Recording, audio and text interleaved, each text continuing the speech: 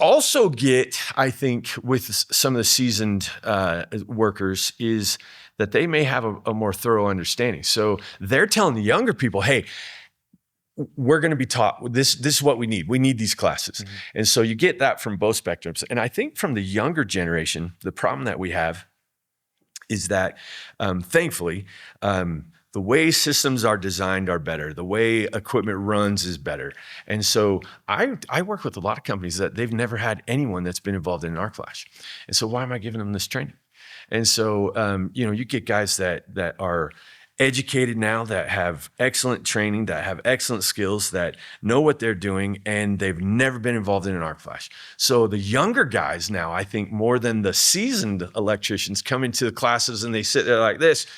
We've never had an arc flash. So what are we doing this for? We've never had an arc flash. So why are you telling me I have to put on a 40-calorie suit? And so I take that challenge just as much as I like the seasoned guys, because now you've got a generation that, even though they may work in an environment that never has an arc flash, they still need to understand why they put the PPE on. Yeah. Well, I think what's interesting too is that you ask a group, 50 people, something like that, how many have been involved in an arc flash? Seldom, right? It's maybe 1, 2, 3. Becoming less. It is. And that's a good thing. Fantastic. How many have been shocked? All of them. Everybody's been shocked. Everybody's been shocked. And so it's like, if you've been shocked, then you are standing or kneeling or whatever it is in front of an electrical exposure. You're right somewhere. there, ready to do it. It's right there. Yeah. So then, you may not have caught that. You're not at death's door on that thing necessarily, but you're close. Right there. And the funny thing is, you say you asked that. So in every training session I've ever done, there's a point where we start talking about shock and who's been shocked, how to avoid shock, all of that. And so I always ask, raise your hand. Who's been shocked? And there are plenty of people that don't. And I say, just raise your hand, because all of you have been shocked. Now I know you're all liars. That's too. right. Don't lie to me. You've been shocked. Yeah. And you're so, an electrician. You've never been shocked. That's right. Really? And we usually have a laugh about that. And that kind of, breaks the tension of a training session. Mm-hmm. And so immediately after, I ask, who's been shocked? I ask, okay, who's been shocked more than once?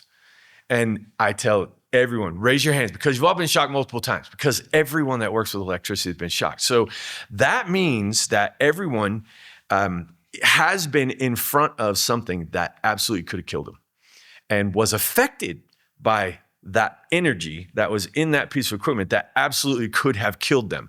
And they're lucky. Every single electrician that is alive that has been shocked is lucky to be alive. And so that's kind of, I think, and that's early on in the training.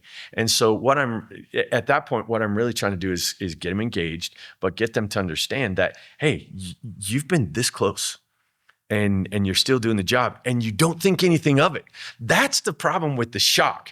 Every electrician has been shocked. And they're conditioned to think that's just normal. It's part of the job. It's part of the job. It's totally normal. Yep. Part of the job. Yeah. And even when I look at, from the ownership standpoint of things, you look at the like the pie chart that says, here are all the incidents that happen, right? Hazards. And generally speaking, most of them, it's a cut, it's a sprained ankle, sprained wrist, whatever, anything like that. That's what seems to make up the bulk of the pie chart. And typically it's a small sliver inside of that thing. And I would argue, Michael and I were talking about this yesterday, I would argue that, 1% is arc flash or electrical related hazard or incident. And then you look at the scale of what that particular incident costs comparatively to the other ones. So it may be more minute or remote as far as when it happens or the occurrence level of it. But if you look at its scale comparatively to the other incidences, it's off the charts. Right. And so as an owner, you're looking at that saying, is that one worth the risk of just avoiding altogether because it's remoteness or the remoteness to it? Or do I need to take actually special care to that one? Because when that does happen, and if you've got a crew of, frankly, any number at this point, if it does happen, it will be catastrophic. Yeah. Sometimes, and I've seen varying reports and stuff from different organizations, and I've seen 3, 5, 10 million cost for that, depending on the severity level of it. Right. And it's like getting that to understand. And this was the point that Michael and I were we were discussing, was that just because that, and this is an aggregate, 1%, whatever that number was, we would argue that it's probably bigger, because how many times do people that are in an arc flash hazard get admitted to a burn ward for a fire incident or an electrical incident. We lose a lot of that empirical data. We lose so much data when these guys are taken to the proper facility for treatment. And so it's like, that's where I'm like, I think this number is probably dramatically bigger, and it's being underscored. Is that right? I think it's being underreported. Underreported, excuse me.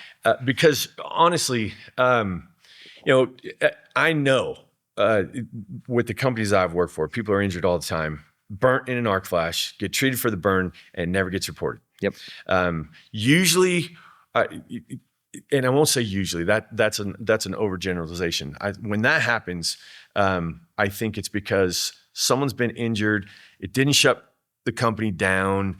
There wasn't a whole lot of lost production. So they think, okay, we'll just go get medical treatment for this guy. If he's fine with it, I don't have to send a report. And that happens all the time. Well, and then you think about like the long-term side effects of that too, because electrical instances on the surface may not look that crazy, but there's a whole different chemistry going on underneath the skin potentially in that situation that could have catastrophic lifelong effects to the technician. Yeah. And they don't know it. I mean, it's like I've been shocked on a 120 at my house, just dinking around, changing out a socket or something, and I forgot to flip the breaker. And I'm like, I felt that in my, I feel it in my additional elbow. energy that's in your body. I know, and we don't I ever know. check it. I know. And I'm like, and I'm swinging a golf club, and I'm like, dude, this hurts. And I'm like, I'm pretty sure this is from 2 years ago. Affect the golf club, right? I know. I'm like, I'm pretty sure this is like 2 years ago when I shocked the hell out of myself at a 120. Totally. And I'm That's the thing. We don't know. And we talk about that.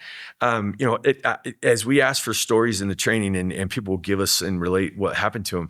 And I'll always stop them, say, hey, did you ever go get your body checked out after you were shocked? And no one does, because they don't think that's an injury. But our body... Well, it's more embarrassing. If you're an electrical contractor and you get shocked, you're like, I'm not going to tell anybody about that. That's like, I forgot to shut it off. Yeah, because that makes you feel dumb. But the introduction of additional energy to our body, we don't know the effect of that. Our heart runs on electric pulses. Right. And so when you introduce additional energy to your body, you really don't know unless you get it checked out.